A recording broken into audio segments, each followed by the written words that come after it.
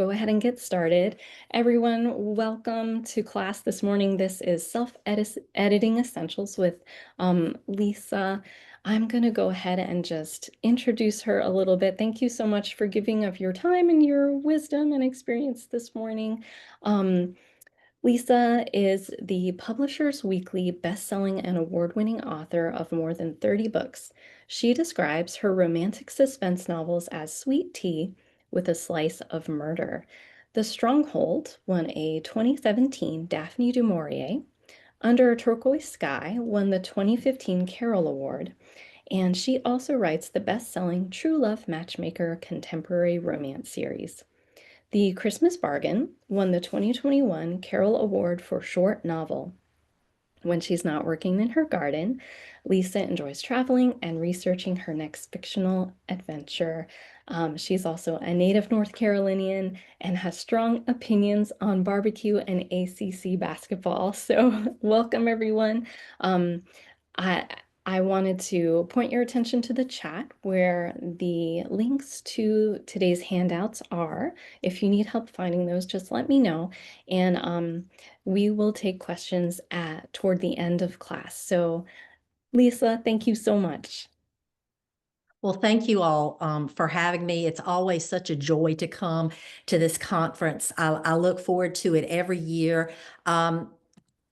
I want to remind everybody that if you have the handouts for the class in front of you, I think everything will make a lot more sense as we go through the material.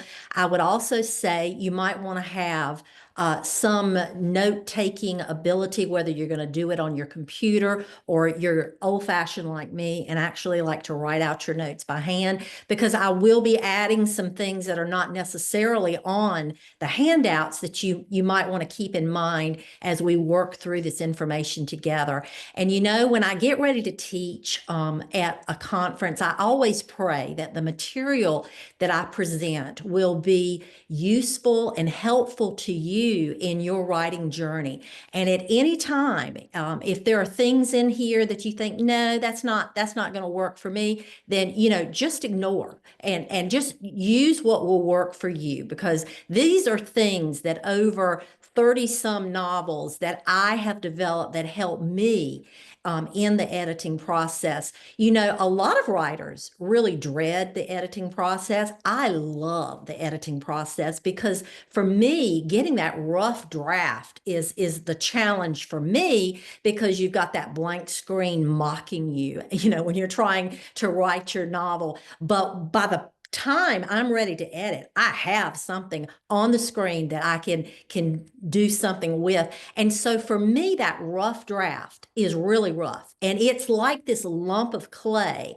And in the editing process, we get to be the sculptor, that we get to chip away and mold it and edit it so that we can find the hidden beauty, just like the sculptors would do out of a piece of marble, and reveal. The editing, I feel, helps us to reveal the best manuscript that we can present to an agent or an editor or the reader. So in this two-part course, we've got part one this morning and part two this afternoon. We are going to work through an extremely intense and thorough editing checklist that, as I said, I've developed. And I hope that, as I said, that it will be a blessing to you. And I'm going to go ahead at this point, Amy, and try to share my screen, because that is the thing that I'm most afraid of, that everything will work. So let's see what happens.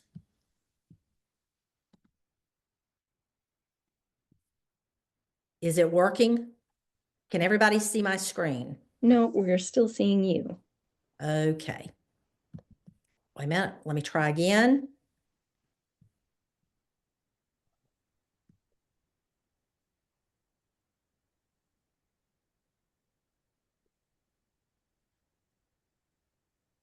There should be a big green dot in the middle of your screen that says share. I did that. And then there's another button you need to push after you select your screen. I think it's on the upper part. It says share. So it's like a double indemnity thing.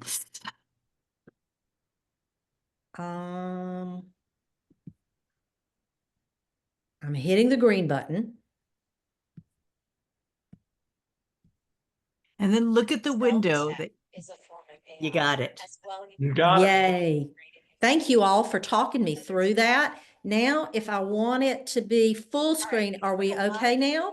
Yes. Oh, yay. See, it takes a village, y'all. And so that's why these conferences are just such a blessing. They have been for me I've been writing at this point 16, 17 years. So let's get started. Self-editing essentials, the last editing class you may ever need. Now, you've got this work in progress, this manuscript that you've been working on. First things first, my best advice to you as a writer would be to not edit when you are getting down the first draft, but instead to write that novel as fast as you can. Don't edit yourself. Turn off that internal editor that we all have in our head until you've got the completed manuscript. And then at that point, we are ready to start the editing process. So a lot of people will ask me, well, what kind of writerly software do you use? The first two novels, I didn't know about this software, but then after that, I have exclusively used the Scrivener, which is literatureandlatte.com. It was a relatively inexpensive software compared to a lot of the other things out there for writers. I don't know what the price point is right now, but I would encourage you to check it out. A lot of the writers, in fact, most of the writers, authors that I know use Scrivener, and I really love it because of the editing features like Project Replace, the search, find, and replace, and the text to speech. And we're going to go through some of those benefits that this software offers as we go through the class today. So I want to, you'll notice on the handout that I've given you, the checklist, that number 2 on the checklist is to start out in prayer. And people think, oh yeah, well, whatever. No, I'm really serious about this because I have found, because I don't know about you, but I have to do things the hard way. And a lot of times I will get busy and I'll think, oh, I've got to get to writing today. And I don't stop to take that moment to really submit myself as a writer, to submit the work in progress in prayer. And what inevitably happens is that the work doesn't go as well that day. And then yet on the days that I will just take an extra few minutes to get my heart right, to get my mind right before God, that inevitably things go better. So I would encourage you to actually put this as the essential part of your checklist when you get ready to start your editing. And some of the things I pray for is for courage, because as a writer, it takes courage to slash and burn some of those precious words that you have put down on your manuscript. But in prayer, I'm asking the Spirit to just show me that these things are not necessary. They do not add, they may even detract, and to have the courage to cut my own words. I also pray that I will go into the editing process that day with a sense of thoroughness, to truly be attentive and thorough. I pray that I would catch the mistakes that are there in that chapter that I'm editing. I pray that God would help me to make this manuscript better, to be the best that it can be. And I just want to encourage you to also make prayer a part, because a lot of times we'll pray when we're writing the manuscript from the start, but then we might neglect that step as we get to the editing stage. And I want to encourage you not to neglect that. So let's get started. On your handout, we're getting down and dirty into the editing.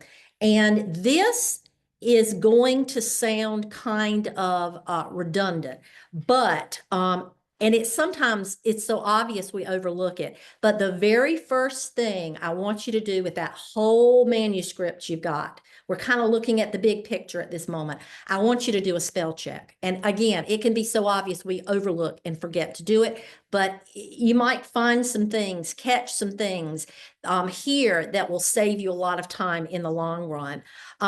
So you've written that entire manuscript. You've got this rough draft, this first draft, and we're going to do the spell check. The next thing I would encourage you to do as part of your editing checklist is, again, another thing I do with the larger picture of the manuscript. It's a pet peeve of mine to have character names that start with the same initial letter. I think it jars the reader, and I understand that, especially like when you're in a series like I am, this contemporary romance series where I am now at 15 plus books in the same long-running series. It can get tricky to come up with character names that don't all start with the same letter. And sometimes within the series, of course, that's going to happen. But within that particular book, I try to avoid having main characters that will start with the same letter. It makes the eye kind of stutter step for a minute, I think, as a reader. And I'm going to give you some examples of that. For instance, this was a romantic suspense book I did a few years ago. And I actually, in my Scrivener project of this book, have a file where I have listed the names. I don't care so much about the last names, but the first name, these main characters. I have main characters like a hero, a heroine. Those are the two main characters for me because of the genre that I write. Some of you who write other genres may have 3 or 4 protagonist main characters. Then I have what I call secondary characters. For instance, in my long-running series, The Set in a Small Town, there will be secondary characters in the town that continue to pop up 15 books later, each one of them. And so again, I try to keep that in mind because I know they're going to make a reappearance in later books. And then I have another category of characters that I write into my books that they're kind of like extras. They just sort of walk on the stage, serve a purpose, and then we don't ever see them again. Or they could be part of the character's backstory. Those names are kind of throwaway for me. I don't worry so much about them, but my main character especially, I'm trying to make sure that I'm not using the same initial letter of the alphabet for my main characters. And you'll see here in my list that I've made in my Scrivener document for A Vast and Gracious Tide, I've got a B and a C and an E and a J and so on, but in case any of them were to show up in the same chapter, the same scene, it's not going to cause the reader a momentary second of confusion thinking, 2 B's, but it'll be clear who each of the characters are. It just helps their identity, I think, to be more gelled in the reader's mind. So that would be as far as looking at the larger picture of the manuscript, the spell check, and I have to at this point when I make this document, maybe I need to go do a search and replace if I realize, oh, I love L's too much and I've got too many names with L in it, and I have to go and change that just to save myself some time later on. All right, and when you get to your document, because you know you're going to get a lot of information today and tomorrow at the conference, and if you're like me, I just take all this in, and then after the conference is over, I sit down with my notes because I'm going to be attending all of these sessions too, and I'm going to be taking my own notes, and I'm going to be taking the information I've learned, and I'm going to be applying it to the work in progress that I have going on to make it better. And so I will, I will have, as part of my software, the project that I'm working on, I will actually make this worksheet for myself where I'm listing my first part of the checklist to check the initial character names. Now, if you see, we're going to get down into C on the checklist. Now we're leaving the larger picture, and I want us to focus in on editing chapter by chapter. That's what I do with this editing checklist. I don't try to do all of these things and go through the whole document because, you know, I could have 15 chapters for one of my smaller books. I could have 40 chapters for one of my romantic suspense books. And to me, that's overwhelming to take this checklist and go through the entire manuscript at one time. But you do what works for you. I prefer to go through this checklist one chapter at a time. And because of the genre that I write, I usually have 2 scenes within each chapter. One of the scenes will be in possibly the hero's point of view, and then the next scene would be in the heroine's point of view, or vice versa. Sometimes I will have 3 or 4 scenes in one chapter, but that's more unusual for what I write. Now, for you, some of you that write contemporary fiction or romantic suspense or thrillers, you may not be operating like that. But as far as my editing goes, I want you to think about editing in terms of one chapter at a time. And the deadline that I'm on will determine how many scenes, how many chapters, the length of the word count, as far as how many chapters I will tackle a day. I prefer to thoroughly edit one chapter a day. And as I said, that's usually involving 2 scenes. But sometimes based on deadlines, I will have to tackle editing 2 or 3 chapters on that particular day, but that is not my preference. So let's begin with editing this first chapter, chapter 1. We're going to read to edit. That's what I call it. We're reading through the chapter, and our purpose is to edit. And when we're reading through chapter 1 this time, I want us to examine and edit deep POV. And what we're editing for is their name, pronouns, the gender, if we're maintaining their gender point of view, and if we're maintaining a professional point of view. And I'm going to explain that to you. So here's an example. This is from the first book in my long-running series called The Secret Daughter. And this, I think, will help illustrate what I'm talking about by editing the name. Very first thing I do on my checklist in a chapter. It says, Jake Maccabee didn't know much, but Jake did know when Jake was in the middle of nowhere. And we go on through the paragraphs, and you see that I've used Jake too much. And so in my editing process, I'm going to change Jake to the pronoun he as much as I can. You know, as a writer, when we open our first chapter, in that first paragraph, the first page, we have an opportunity as a writer to let the reader know the first name and the last name of that POV character in the scene. After that, it gets a little awkward because we don't go around talking about ourselves saying, Lisa Carter walked to the door. Lisa Carter went outside. I mean, that just is clunky. So that's what I'm saying. You've got that opportunity at the very beginning. First sentence, first paragraph, definitely the first page, that you can get that in for the reader. But then after that, you're going to have to refer to them by either their first name or a pronoun. And so to make it read better, less awkward for the reader, once you've established whose head we're in, we need to try as much as we can to change that to the pronouns. So in these other paragraphs that you see on the screen, I've marked through it, and I would put he in there. Okay, so that's what I mean by reading to edit for deep POV as far as the names and where we can insert the pronoun versus their proper name. Now, here's another example. There are, as you know, going to be exceptions. If you have, and this is what I mean by editing for the gender POV. Sometimes we have 2 men in a scene that are dialoguing. Sometimes we might have a scene with 2 women. Well, obviously you can't use pronouns there because you've got to differentiate the character that is speaking, the character that is doing the action. And so here's an example from this same book.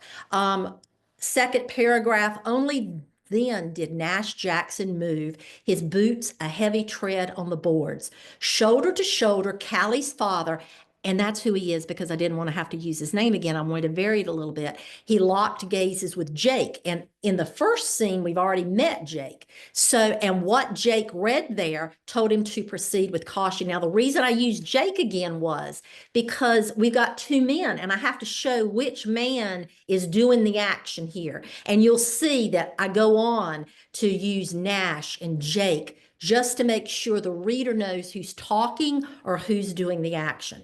Here's another example. This time we've got two women in the scene, Callie and Amber. And this is mainly a scene of dialogue. And so I have Callie, she's talking first, then Amber talks, then Callie talks again. And so we've kind of got this back and forth, tit for tat.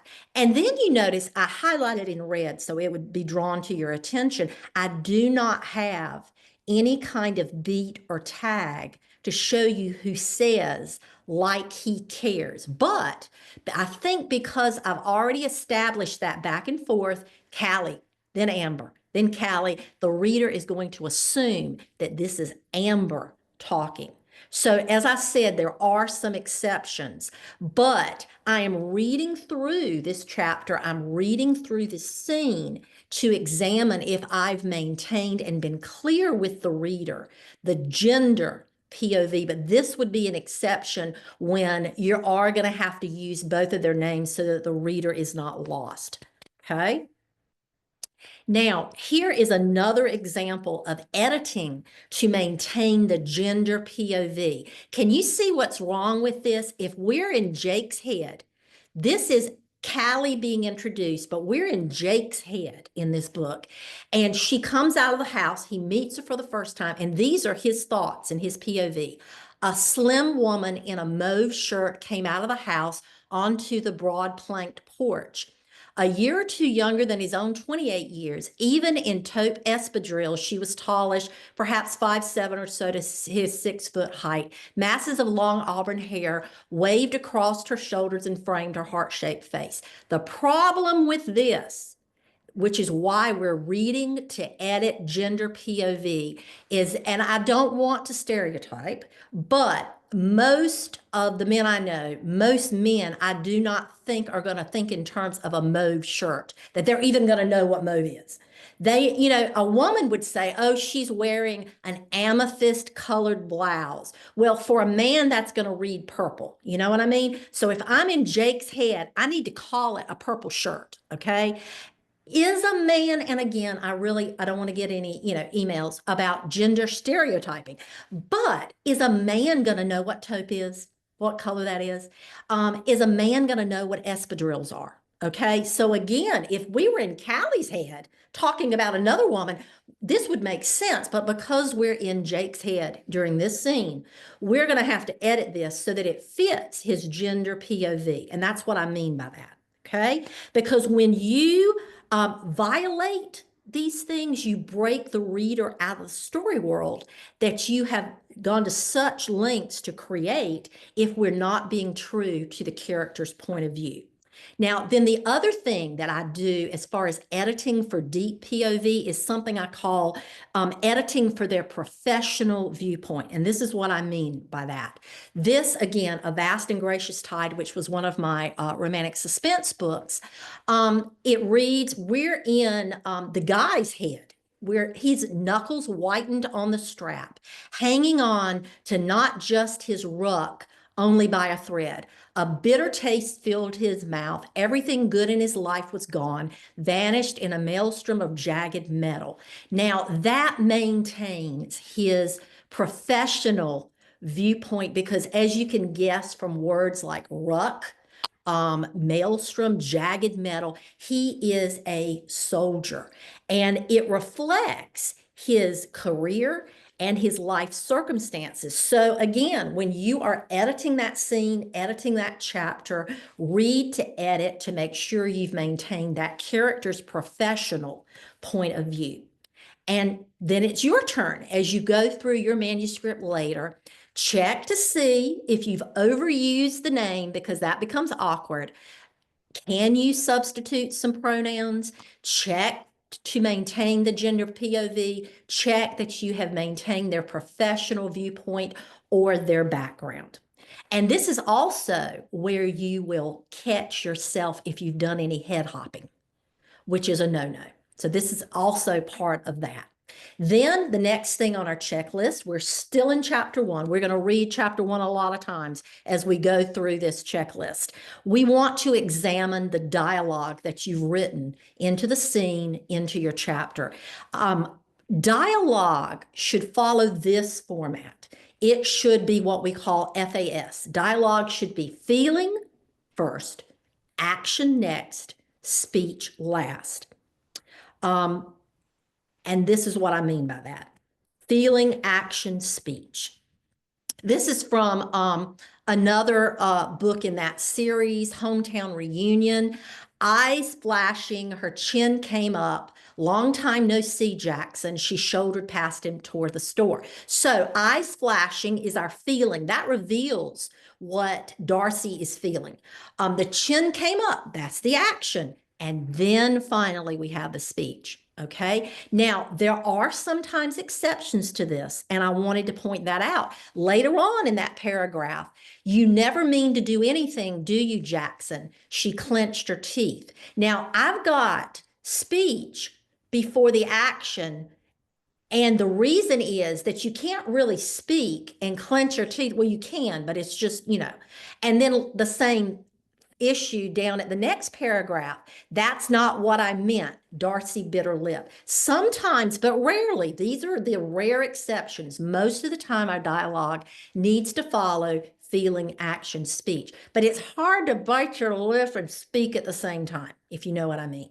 So normally you will edit the dialogue, making sure that you've maintained FAS. All right?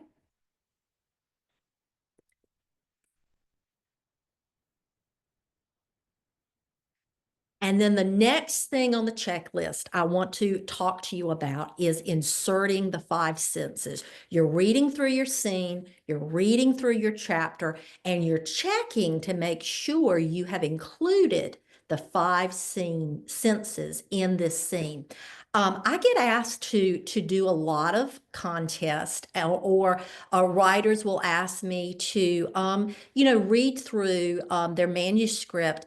And the thing that I find it makes such an immediate difference is whether the writer has included the 5 senses into their scene or their chapter. Because when you include the 5 senses, it really makes the scene, the characters, the setting come alive for the reader. And so I just can't emphasize enough how important this is as you are writing your manuscript, and then at this point, catching whether you've done it or not, and editing to include this. Sensory details, even small ones, can bring, as I said, that scene to life. Infuse your scene with a little description, and I'm saying a little. Don't overwhelm it, because it's like putting spices into food, like pepper. A little bit goes a long way. And as far as the 5 senses, the visual will be the most obvious because, obviously the reader is reading the visual print on the page. But whenever you include a color, that brings the visual to life, like whether you're talking about he has blue eyes or she's wearing a green shirt. That is what I mean by including that sense into the scene. Try to put in some color. As far as we're going to go through some other examples, but don't neglect, because a lot of times people do the obvious, the visual, but they neglect the hearing, or the smell, or the taste, or the touch. And I'm going to try to give you a few tips of how you can do that in your own manuscript. When you include these senses, your characters become 3-dimensional. They become real to the reader. They become jump off the page real. And as a writer, I try to make it a game to see how many of the senses I can include in every scene, not just in the chapter, but in every scene. They say that smell is our most powerful sense. There's a memory we have as far as smell, that sense goes. If I was to tell you, do you remember the roses in your grandmother's garden?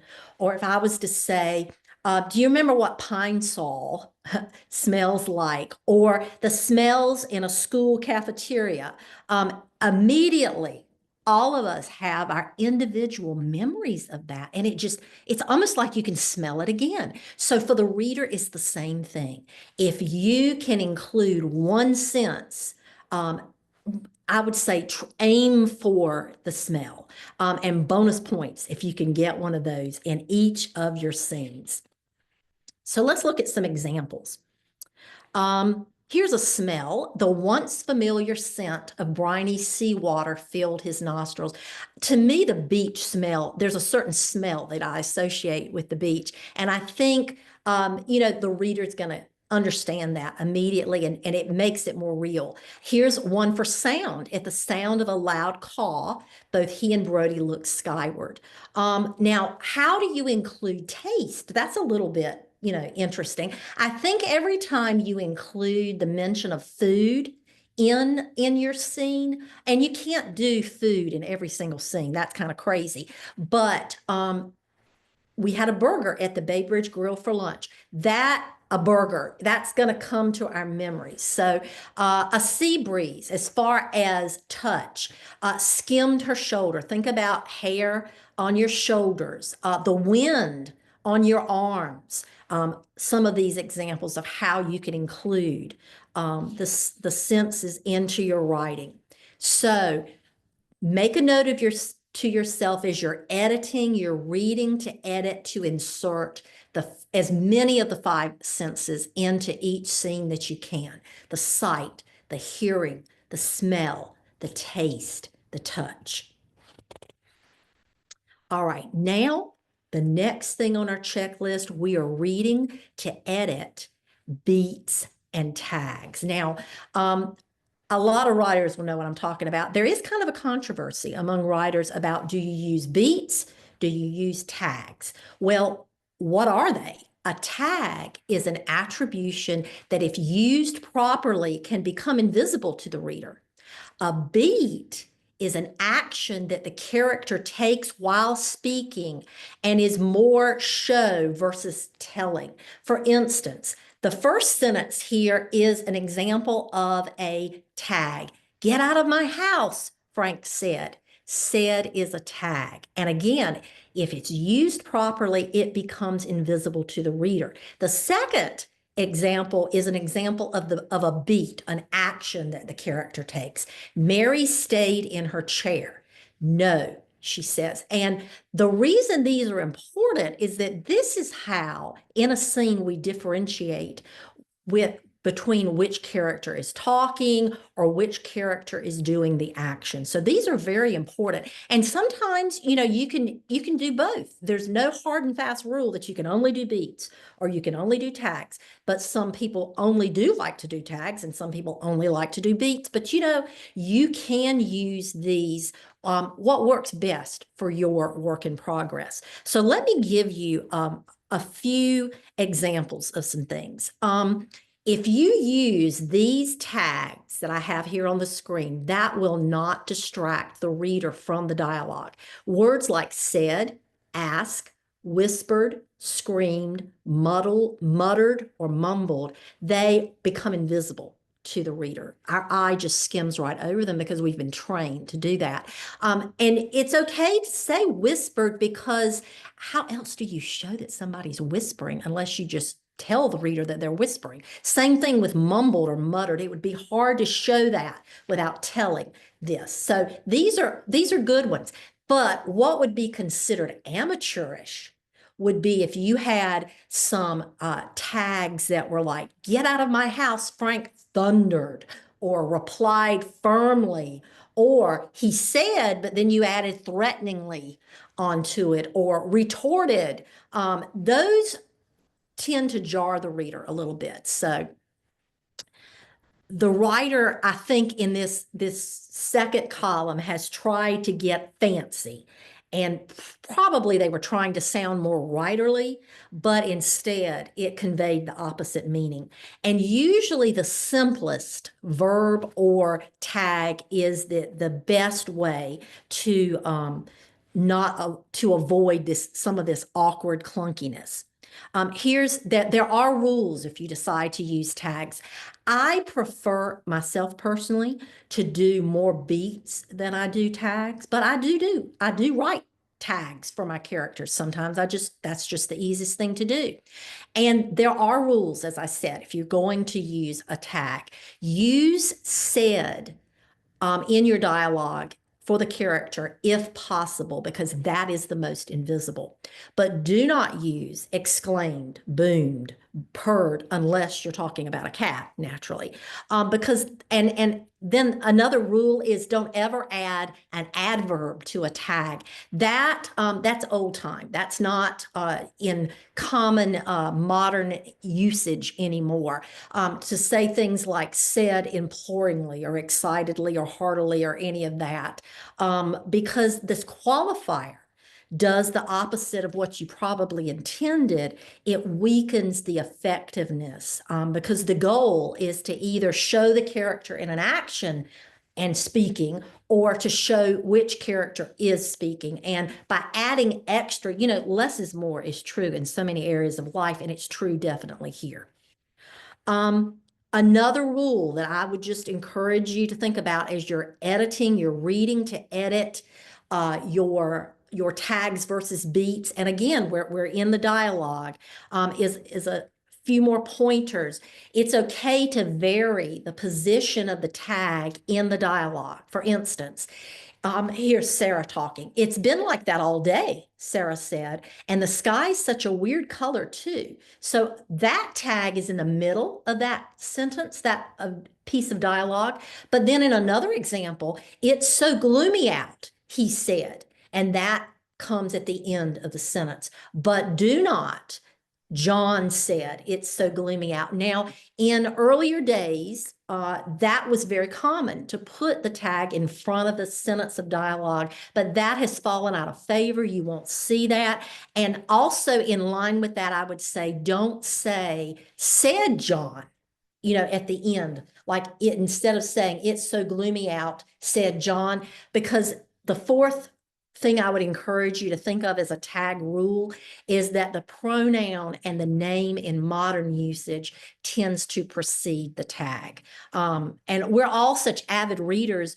Way back when we were young, lovely children, we were, that was probably acceptable, but you don't see that as much anymore. So I caution you about that.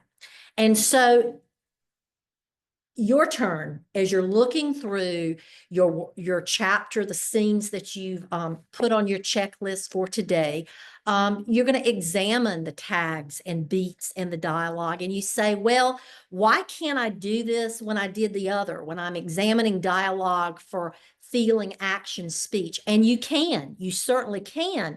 And I'm thinking that the more you utilize the checklist, this was true for me, the more I was able to combine various elements of things I need to check for when I'm looking just at the dialogue in that scene. The more you do it, the better you get at looking for those things. But at the beginning, this all may be, new to you. And so that's why I included it on a separate line on the checklist. But as you do it more and more, as you edit your chapters, you're going to combine not only checking for FAS, but you're going to check the beat and the tag at the same time. It would just become natural. Because practice doesn't make perfect, but it does make better. And because this checklist is a learning tool, and you, I hope, will take it. It will become a part of your editing hat that you have to wear as an author. And then you will feel comfortable maybe revising this checklist that suits your purposes, that works best for you.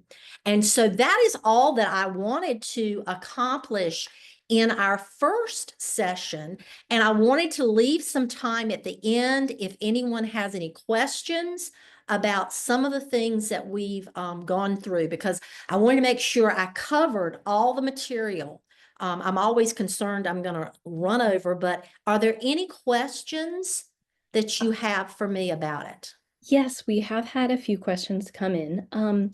There was one going back to the character naming and having the first letters of the names being the same. Jana wanted to know, would that be true for male/female characters? She has two characters that have the same letter of R as main characters in her romantic suspense. I was told by my editor, and this has always been my thing, and it just was one time I didn't catch it, and she actually caught it for me. And so I would say that my preference, and certainly that editor's preference, was that especially my main characters do not start with the same letter.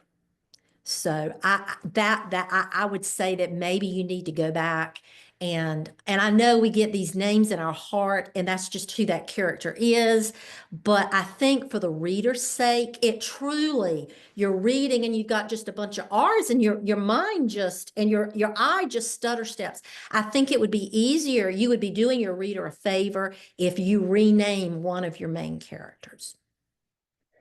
Okay, the next question is from Philip. He asks, how do you use the five senses to move the story forward? You can incorporate them in actions and, even in dialogue, because that's how you move the story forward is through action and through dialogue.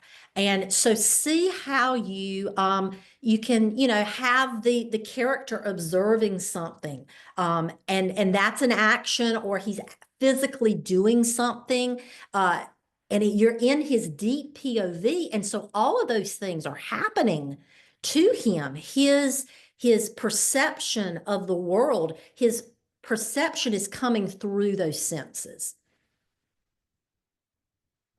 Okay, the next question is, how do you go about doing your developmental editing? This particular class isn't going to examine so much the large picture as that we're getting into the deep copy and line edits. The developmental edits, I do a lot of brainstorming before I ever write a single word. I do a lot of research at the beginning. I'm on that voyage of discovery, I think, when I'm developing a project. I have done this enough that by the process that I've used, I rarely have a developmental issue. And my editor now requires us to send, well, that's just the publisher requires the first 3 chapters of my next project. In fact, I'm getting ready to turn that into her for another book on Monday. But at that point, she is the one who would tell me, okay, let's enhance the conflict a little bit. Or let me see more of this. I want more Christmas in the story or whatever. And so I have that with my editor, that relationship, and you might have a critique partner or a writing group that you can bounce things off of. But by and large, I think the more you do it, your process becomes more fine-tuned for the way you work. And I have found over the years that I have less issues with the developmental, and I'm just trying to get this lump of clay as fine-tuned as I can to present the final project on my end, at least, to my editor. Now, naturally, it's going to come back. And no matter how much you check and recheck, when 12 to 15 other people at your publisher are reading through, there's always going to be one word that maybe you forgot an A, or you forgot to put in the word the, or, so I try on my end to eliminate as much of the problems as I can. I had an editor tell me one time and she was talking about receiving manuscripts from writers at conferences or even through an agent. But she told me, she says, I read the submission until I find the first mistake, and then I stop reading. So in a sense, they're looking for a mistake so that they can stop reading because they have huge piles of manuscripts in their inbox that they need to get through. So this particular checklist, this method that I've honed over the years is to prevent that from happening and make sure the editor or the agent, whoever you're submitting to, continues to read. And so developmental, there are different workshops that I would teach on the really, really large picture in putting together that work. So we have about 5 minutes left, and we do have a few more questions. So Okay. we'll just keep going with those until we're out of time. The next question was, how long does it take you to go through the editing checklist for the whole novel? In a perfect world, which doesn't always happen, if I was editing one of my shorter novels, which is about 55, 56,000 word count, I would like to have an entire month that I could do that. And that would be about 15, 16 chapters. And I think I mentioned that I like to do 1 chapter a day. If I'm pushed, I might have to do 2, 3 chapters in a day, but that is not the best case scenario. But I don't know about you, but sometimes, you have this period of time that you're on deadline and you have to write this book. Some writing days are better for me than others. I don't know if that happens to you. Some days I do really, really well. And my own personal method, I started out 17 years ago trying to do a word count a day kind of thing. And that works for some people. That wasn't as good for me. I prefer my goal is to do a scene within that writing session. However, the whole day or how many hours I have set aside to write. So for me, I don't always, a short novel, it's wonderful if I have 6 months to write that book.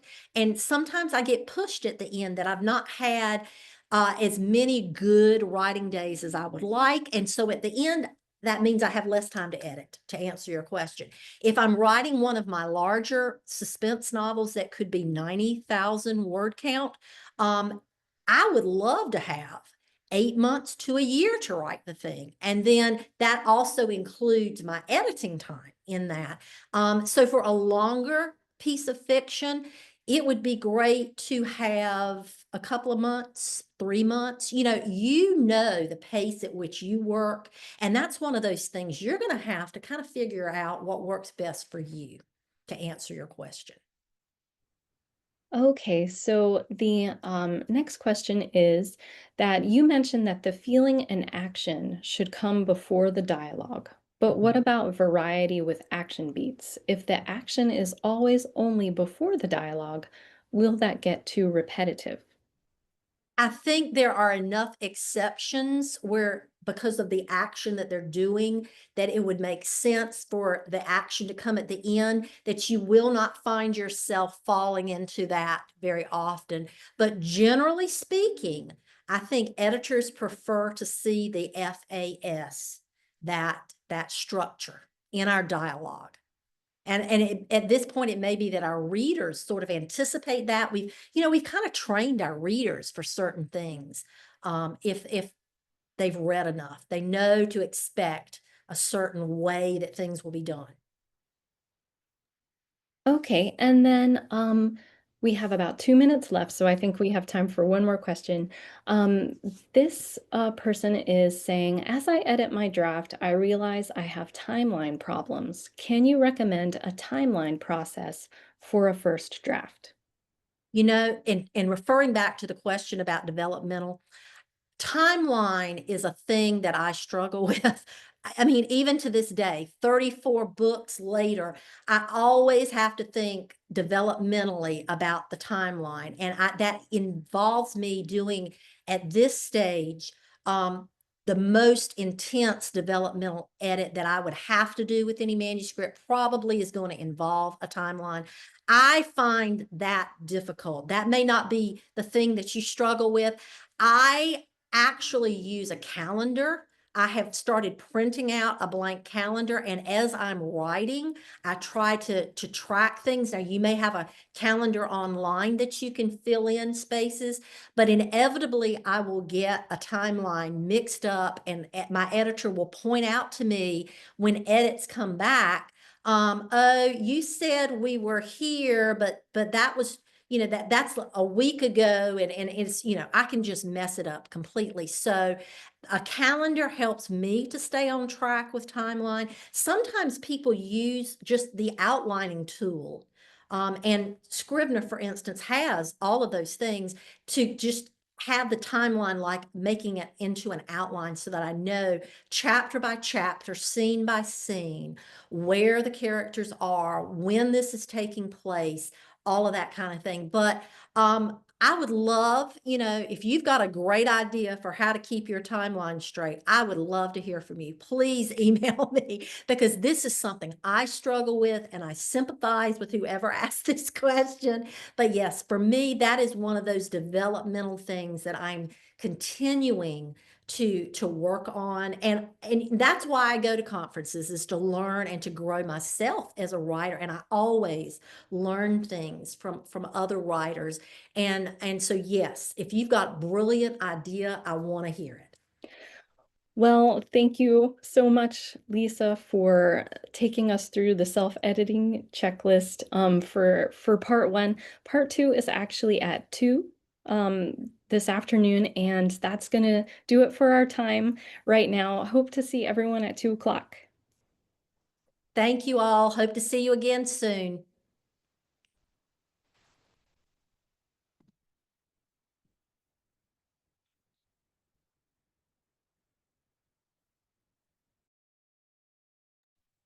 All right, all set, guys. Yes, thank you, Greg. All right, thanks, guys.